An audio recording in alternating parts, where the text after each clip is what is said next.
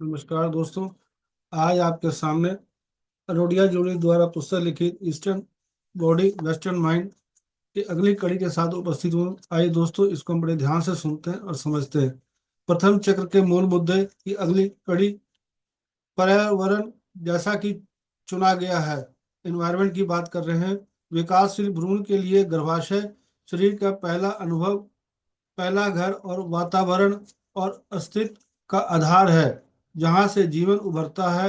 इस कारण से इस वातावरण का पहले चक्र के विकास पर एक महत्वपूर्ण और अक्सर अनदेखा प्रभाव होता है। गर्भावस्था के दौरान माँ का पोषण, संतुलन और उसकी भावनात्मक स्थितियां बच्चों को व्यक्तिगत जीवन की बनावट में एक भूमिका निभाती है। जब गर्भ तंग होता है तो शिशु अपने शरीर को सिकुड़ना सीखता है। जब माँ डरती या तनावग्रस्त होती है तो गर्भाशय के भ्रूण के लिए एक सामान्य आधारभूत स्थिति बन जाती है। अगर माँ इसका उपयोग करती है, तंबाकू, शराब या ड्रग जैसे पदार्थों का सेवन करने वाला बच्चा भी सेवन करता है। मानव जीवन की शुरुआत पूर्व अहंकार की स्थिति में होती है। नवजात अवस्था इनमें से एक है। मूल अंत स्तनपान की अवस्था में वैयक्तिक स्वार्थ की किसी भी भावना की अभिव्यक्ति से पहले गतिशील धरातल में विसर्जन। नवजात शिशु वास्तव में गर्भ के बाहर गर्भ में होता है। वह अहम के जन्म और विकास से पहले मानसिक गर्भाधारण की अवस्था में होता है। माइकल वाशवर्सन। जन्म जीवन का प्रवेश द्वार है और व्यक्तित्व की शुरुआत है। यह जीवन की यात्रा में पहला कदम है और इस बात का इसका प्रभाव पड़ता है कि हम उस यात्रा के बारे में कैसा महसूस करते हैं। फिर भी शिशु को काफी समय तक उस व्यक्तित्व का पता नहीं चलता है। पहले 5 से 6 महीने तक वह एकीकृत पहचान की स्थिति में रहता है और उसे अलग आत्म की कोई अवधारणा नहीं होती है। माँ का शरीर, आवाज, स्पर्श और सामान्य उपस्थिति सभी जीवन की एकीकृत अभिबंधित पूरे अनुभव का हिस्सा है। माँ और पर्यावरण दोनों की स्थिति वस्तुतः स्वयं का पहला अनुभव बन जाती है। यदि माँ गर्म और चौकस है, पर्यावरण आरामदायक और सहायक है, तो इस तरह हम खुद को अनुभव करते हैं। हमारे भीतर बहने वाला आवेश गर्म, रोमांचक और सकारात्मक है। यदि माँ ठंडी और क्रूर है और पर्यावरण दर्दनाक है, तो जीवन और स्वयं के हमारे पहले अनुभवों को नकारात्मक आवेश होता है। यह प्रोग्रामिंग सभी आगे के विकास के लिए एक बुनियादी निर्माण खंड प्रदान करती है और यही कारण है कि पहले चक्र के मुद्दे सभी चक्रों में दिखाई देते हैं। यदि प्रतिवर्ती शारीरिक हाव भाव और ध्वनियां जैसे रोना, भोजन, गर्मी और आराम के रूप में राहत प्रदान करती है, तो अंदर और बाहर के बीच निरंतरता अखंडित रहती है और विलय की स्थिति तब तक जारी रहती है जब तक कि पर्याप्त जागरूकता और मोटर विकास न हो जाए जो अलग होने लगे। यदि बच्चा अपना जरूरतों को पूरा करने में असमर्थ है तो वह बाहरी दुनिया के प्रति अविश्वास, आंतरिक दुनिया से अलगाव और अपने अस्तित्व के मूल में असहायता और अपर्याप्तता की भावना विकसित करता है।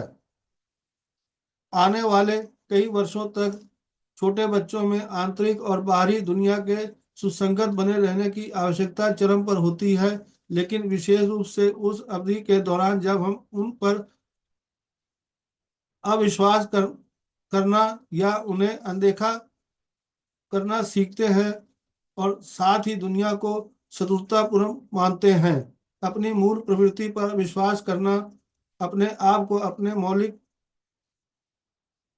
भौतिक अस्तित्व के गहरे मूल के साथ विवाद में डालना है। यह हमें अपनी जमीन और प्राकृतिक दुनिया के साथ विवाद में डालता है। एरिक्सन एरिक्सन के जीवन के इस पहले संघर्ष को विश्वास बनाम अविश्वास का नाम दिया और इसके स्वरूप समाधान को आशा के रूप में वर्णित किया। आशा मूल इच्छाओं की प्राप्ति में स्थायी विकास है। आशा हमें आत्मविश्वास, उत्साह, सकारात्मक सोच और जीवन के बारे में उत्साह देती है। यह जीवन को आगे बढ़ने और आगे बढ़ने के लिए आवश्यक सार है। इस चरण में विकासात्मक कार्य शरीर को संचालित करने के लिए सीखने के इर्द गिर्द केंद्रित होते हैं। जीवन का मूल वाहन सातवें चक्र से नीचे आने वाली जागरूकता शरीर में पर ही केंद्रित होती है, क्योंकि बच्चा अपने प्रथम पैरों उंगलियों और पैरों की उंगलियों को खोजता है। वह सहज ज्ञान के माध्यम से चूसना, पकड़ना, लुढ़कना, बैठना, रेंगना रेंगना और चलना सीखता है। बोतल या कप को संभालना, पालने के किनारों का उपयोग करके खुद को सीधा खींचना सीखता है। वह अंततः सीखता है वस्तुएं तत्व भी मौजूद रहती हैं जब वह उन्हें नहीं देख सकता। एक ने उसे संवेदी मोटर अवधि कहा, जहां जागरूकता, संवेदी और कार्य मोटर विकास है। लगभग 6 महीने की उम्र में एक आश्चर्यजनक परिवर्तन होता है। बच्चा पहली बार अपने आप बैठ जाता है और सीधा खड़ा हो जाता है।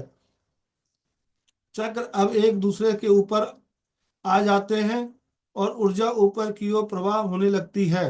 माता पिता अक्सर बच्चे में बढ़ी हुई चमक और उपस्थिति को नोटिस करते हैं। बैठने से दृश्य बोध का क्षेत्र विस्तृत होता है और परिणाम स्वरूप दुनिया का आकार दूसरे चक्र की शुरुआत की चिन्हित करता है। हालांकि पहले चक्र के अन्य विकास जारी रहते हैं, जैसे शरीर का वजन बढ़ना, मोटर समन्वय विकसित करना और चलने की तैयारी में पैरों को मजबूत करना।